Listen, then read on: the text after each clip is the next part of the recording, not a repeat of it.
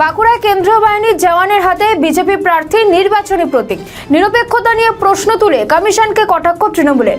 বাঁকুড়া বিধানসভা কেন্দ্রের হেলোনা শুশুনিয়া গ্রামে বিজেপি প্রার্থী নীলাদ্রি শেখর দানার হয়ে প্রচার চলাকালীন এই ছবি ধরা পড়ে। অভিযোগ উঠেছে, প্রার্থীর নিরাপত্তার দায়িত্বে থাকা কেন্দ্রীয় বাহিনীর এক জওয়ানের হাতে বিজেপির দলীয় প্রতীক দেখা গিয়েছে। এই ঘটনাকে কেন্দ্র করে রাজনৈতিক মহলে তীব্র বিতর্ক শুরু হয়েছে।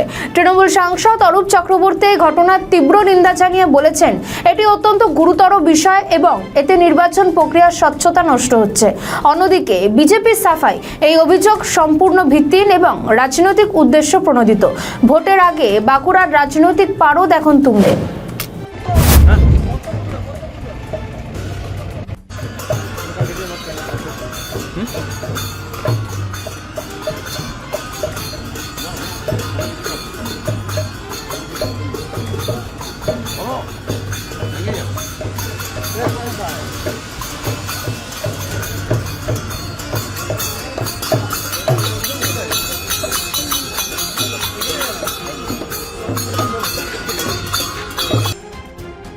আমাদের ভিডিও ভালো লাগলে লাইক ও শেয়ার করুন। কমেন্ট সেকশনে আপনাদের মতামত জানান।